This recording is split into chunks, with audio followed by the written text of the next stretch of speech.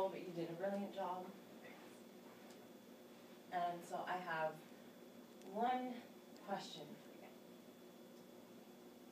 I noticed that you had a couple of more character traits as you started getting along in the sound and movement and dialogue. And it seemed like some more character traits got brought up for both sides of this character. For instance, you know, you mentioned the button pusher, just as, you know, it gets in someone's way, but it just keeps going, it doesn't care about anyone else. You had mentioned that the ideal self is free and just is able to roam around whenever it wants. And I was curious about those things, and if that brought anything up for you.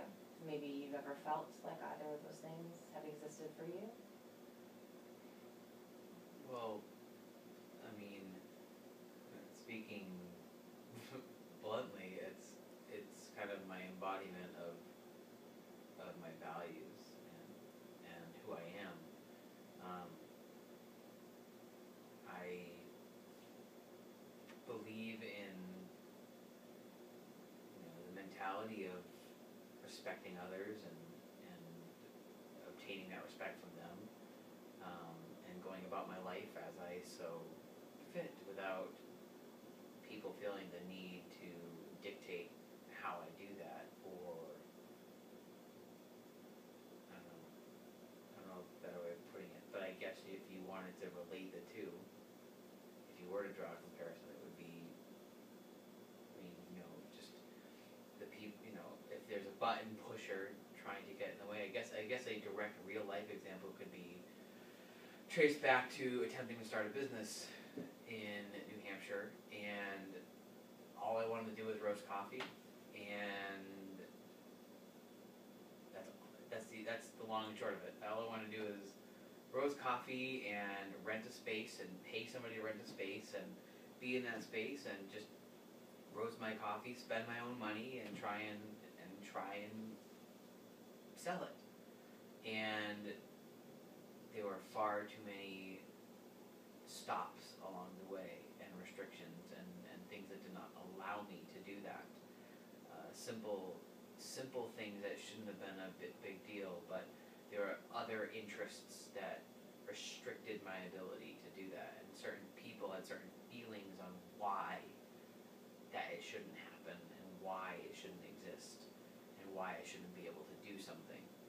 And I was just minding my own business. I wasn't doing anything to these people. I just wanted to roast my coffee. And these people did not want that to happen. And so it didn't happen. And maybe if you would like to relate the button pusher to something to that extent, I mean, it's kind of a stretch from the traffic idea, but if you want to relate those people getting in my way or just bumping into me and not even looking back, if you're putting myself in the ideal form, I'm that eagle and we're trying to figure out who's driving that car through the red light, you know, sure, you could say that maybe that these people are that person. They had no regard for what I was just minding my own business. I mean, I wasn't going into their homes, I wasn't taking over their land and conquering them and trying to force my coffee down their throat. I just wanted to do my own thing on my own property. and instead, what ended up happening was the button pusher. Was the our button cat pusher getting in the way. The button pusher. So you can definitely identify with feeling like the ideal self and having the button pusher in the way.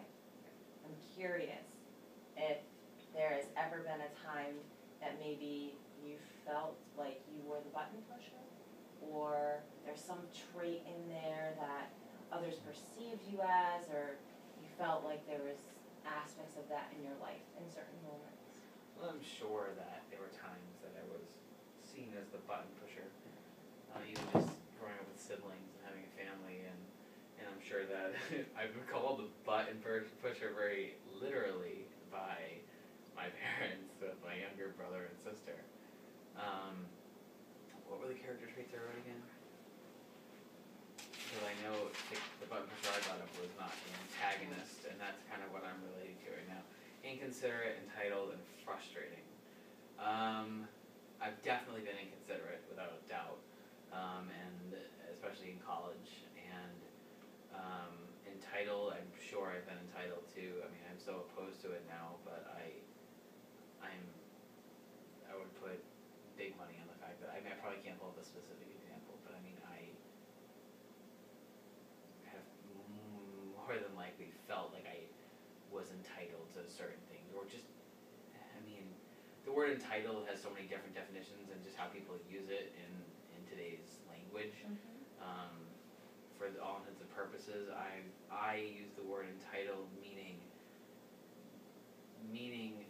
thinks they deserve something just because, not necessarily like they haven't earned it. That's the best way to put it. The way I use the word entitled is deserving something without earning it, and have I embodied that definition? Probably. I don't know. I can't remember.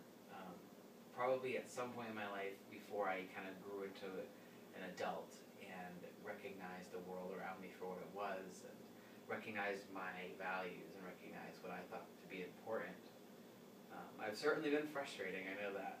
I'm probably still frustrating, but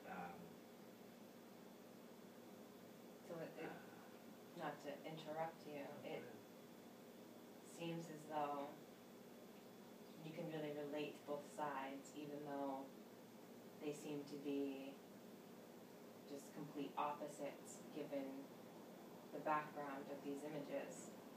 Yet there's something within yourself that in some form, whether it be from the past or from now, you can relate to having felt like all of these things. yeah, I would say, and to be perfectly honest, the negative side of my button pusher side or whatever,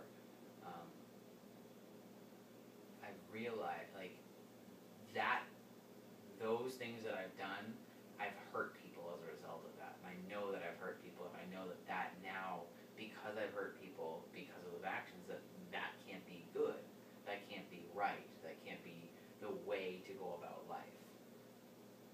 So if that's the case, then that makes it wrong. And if that's wrong, then I don't want to do what's wrong. I don't want to hurt people. I don't want to be inconsiderate. I don't want to be entitled. I don't want to be frustrating towards other people, because and it doesn't mean I'm without fault, but it means that I can work towards not being that person.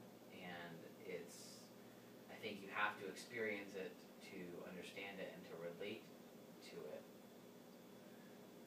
But once you can recognize it for what it is, you can only work towards eliminating it or not acting in that fashion. So what I heard from that is, although these traits of the button pusher are things that you want to work away from, it's something that the ideal self can benefit from in some way. Educationally. I would say even if the ideal self didn't experience these things, I mean, just from observing other people, you can gain knowledge and grow from it.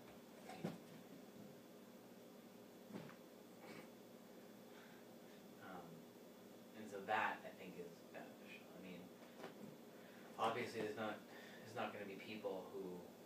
Sammy, stop. I'm so sorry to interrupt. No, it's just the wind. It's fine. It's blowing. It's distracting.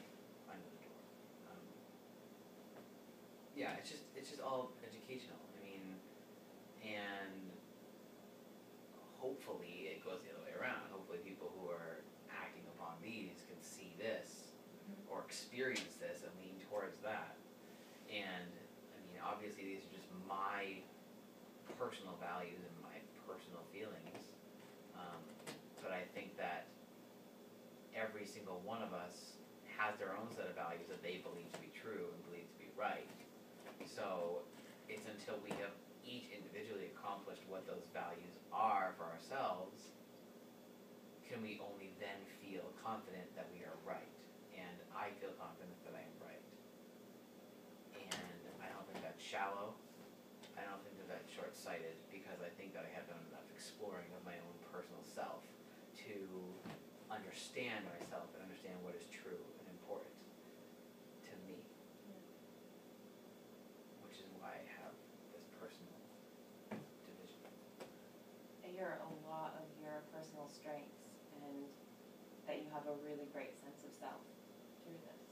I don't know if you feel the same way. I do. I feel like I know myself very well. I know that I'm going to kill my cat. Never. Alright, so what I'm going to ask you to do to close this, since we have other things distracting us, and I feel like we've accomplished a lot today.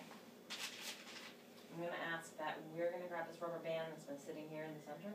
That's right, I forgot about that. And help me make a squarish well with me. Sandy, you want to come in? Sammy can join if he wants. So what I'm going to ask to end this confidentiality circle and end the session today, I'm going to ask that we are going to put one thing into the well and take one thing out of the well. So one thing that we want to give to the session, and one thing that we feel we have taken from this session. So from this session, I feel like I have given my ear, and I have taken understanding.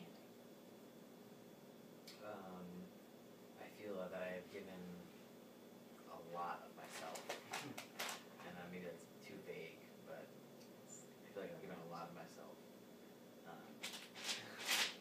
And I'm going to take with me this picture. No. I'm going to take with me a bit more understanding of myself. Alright, so I'm going to count to 3, and on 3 we're going to let the rubber band go, and it's going to fall right on Sammy's head. Ready? 1, 2.